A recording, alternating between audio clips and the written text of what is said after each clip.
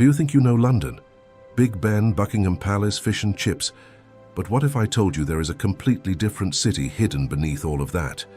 I'm not talking about secret tunnels, but about invisible rules, strange laws, and British customs that organize every everyday gesture. And if you don't understand that, you don't understand London. And what comes next will prove it. In this video, you will discover laws that make zero sense at first glance, places that no tourist guide will ever show you, and British customs that are completely normal to Londoners, but to any foreigner seem like something from another world. It's not about tourist attractions, it's about London's hidden side, the one that dictates behavior, silence, and social hierarchy. And that begins exactly where the postcards end. Stay until the end because the last section is the most absurd of all. And no, it's not an urban legend. There is a rule that sounds like a joke, but reveals how London works behind British formality. Throughout these curiosities, you will notice an invisible pattern: control, tradition, and strategic silence. And when that final piece fits into place, you will see the city in a completely different way. Few people realize that London houses an almost independent territory in its financial heart, the City of London. It is just 1 square mile with its own laws, its own police, and even a different mayor from the rest of the capital.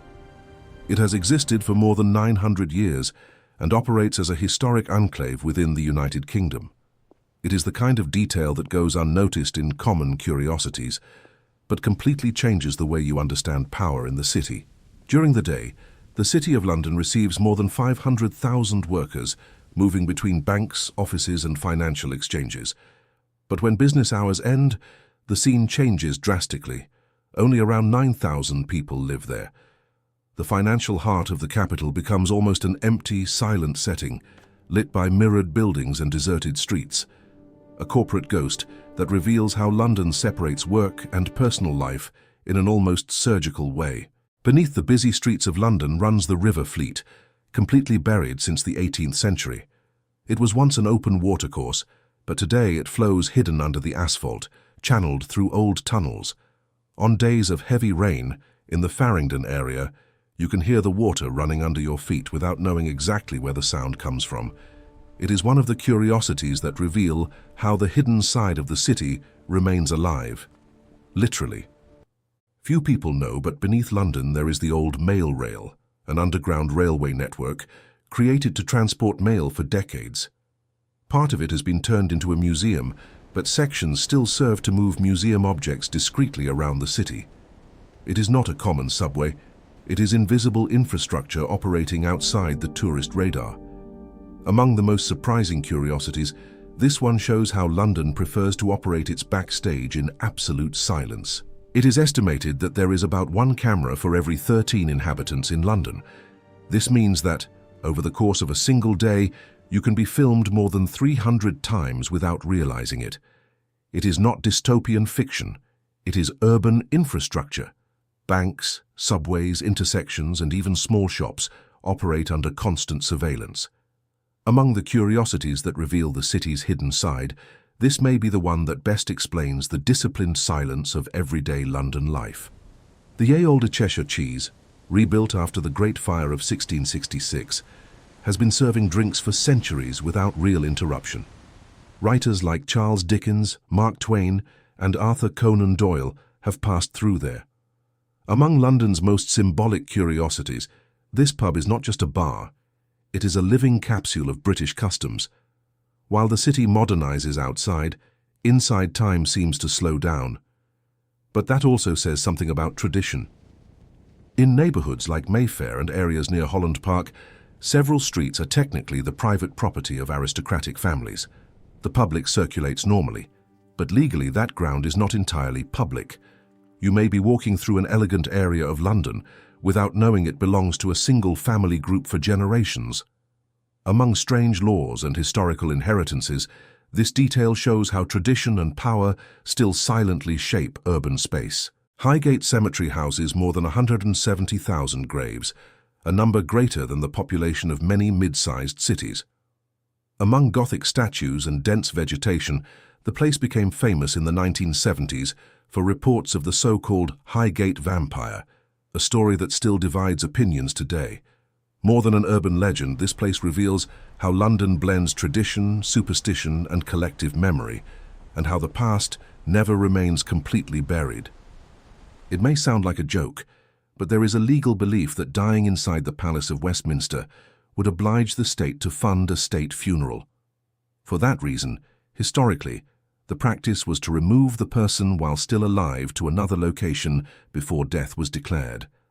Among the strange laws associated with London, this reveals how tradition and formality can generate almost absurd situations, and how protocol always comes before emotion.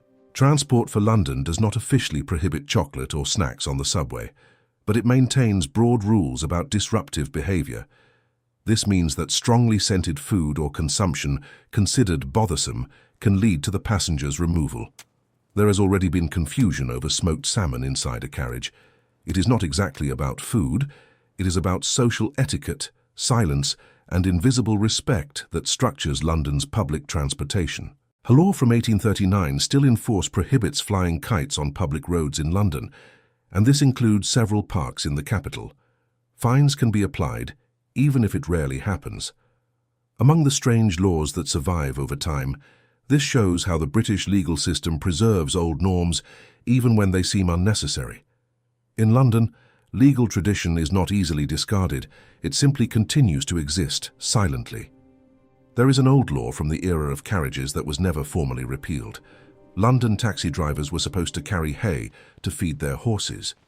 Today, of course, no one drives around with hay in the trunk, but the rule technically still exists in the legal system. Among curiosities and strange laws, this shows how the British legal framework accumulates historical layers without completely erasing the past, even when it no longer makes practical sense. In London, using fireworks after 11 p.m. requires special authorization. The rule exists to preserve order and safety, but during Guy Fawkes Night on November 5th, the city explodes in noise and light, and tolerance is much greater. Among strange laws and cultural exceptions, this contrast shows how tradition can temporarily suspend legal strictness. In London, the rule is firm, until culture decides to relax it.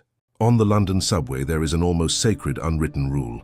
You do not talk, do not stare, and do not invade another person's space. Absolute silence. Tourists who try to start conversations often receive short answers or uncomfortable looks. It is not unfriendliness, it is deeply rooted social etiquette. Among curiosities and British customs, this may be the most important invisible rule for not seeming out of place on your very first ride. In London, a queue is not organization, it is a moral principle. Whether to board a bus, buy coffee, or enter an event, people automatically form a precise and silent line. Cutting the line does not cause shouting, but it provokes looks that say everything. For many foreigners, it seems exaggerated. For Londoners, it is basic respect. Among curiosities and British customs, understanding the queue is understanding how the city avoids conflicts without needing to argue. In one of the most expensive economies in the world, openly talking about salary, property price, or how much something cost is considered deeply impolite. In London, money is a structural topic, but not a social one. Asking directly can generate awkward silence or evasive answers. Among curiosities and British customs, this taboo reveals something bigger. Status and income exist, but exposing them breaks the invisible rule of discretion that sustains urban coexistence. In London, visiting someone does not automatically mean total freedom inside the house. Social etiquette is subtle and depends on context, but directly asking to use the bathroom can sound intrusive if the closeness is not clear. Many expect the host to offer first. Among curiosities and British customs, this detail reveals how domestic privacy is treated with almost ceremonial care, and how awkwardness can arise without warning. Having a pint after work before going home is not seen as excess, it is a social ritual. Many pubs close around 11 p.m., and this window between 6 p.m. and the end of the night structures the routine of millions of people. There, people talk, complain about the day, resolve small conflicts and strengthen bonds. Among curiosities and British customs, the pub is not an escape. It is an extension of the office, and of London identity itself.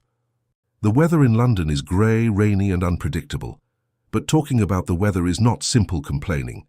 It is a social code. "It's cold today, isn't it?" can start any conversation without invading personal territory. It is a safe way to connect in a culture that avoids direct emotional exposure. Among curiosities and British customs, the weather functions as neutral, almost diplomatic language, and that explains a lot about the London way. In London, saying sorry is almost an automatic reflex. Someone bumps into you? Sorry. The subway is delayed. Sorry. You ask for information? Sorry to bother. It is not submission, it is a social decompression mechanism. The word functions as a conflict cushion and a sign of civility. Among curiosities and British customs, this repetition reveals a culture that prefers to soften tensions before they even exist, and that completely changes the reading of behavior. British culture values the stiff upper lip, maintaining composure and not exposing emotions easily. In London, sharing intimate problems with someone you have just met can sound uncomfortable or inappropriate. Vulnerability exists, but within well-defined circles of trust. Among curiosities and British customs, this emotional restraint is not coldness, it is social protocol, and understanding this prevents interpreting reserve as personal rejection. London has excellent street food, but eating a serious meal while walking down the street can still be seen as lacking class by the more traditional part of the population. Quick snacks are tolerated, but walking while chewing something elaborate draws attention. It is not a written rule, it is a cultural code. Among curiosities and British customs, even the way of eating communicates something, and ignoring this can generate silent looks that say more than words. Forget extremely cold beer. In many traditional London pubs, ales and bitters are served at room temperature or slightly cool, preserving flavour and aroma. Asking for something ice cold may generate curious looks. It is not carelessness, it is tradition. Among curiosities and British customs, even the temperature of the drink carries history, and understanding this is realizing that there, flavour comes before haste. London is not cold, eccentric, or excessively formal. It is structured. Every silence on the subway, every perfectly aligned queue, every automatic sorry, and every pub at 6 p.m. reveals an invisible system that prioritizes order, tradition, and emotional control. London's hidden side is not hidden in secret tunnels, it is in behavior. And perhaps that is the great curiosity. Every city has invisible rules. The difference is that in London they are followed with almost surgical precision. When you learn to see these codes, the city stops seeming strange and begins to make sense. Next time you travel, observe fewer monuments and more people. That is where the true city lives. If this kind of analysis makes you see places differently, subscribe to the channel and tell me in the comments, which of these rules surprised you the most?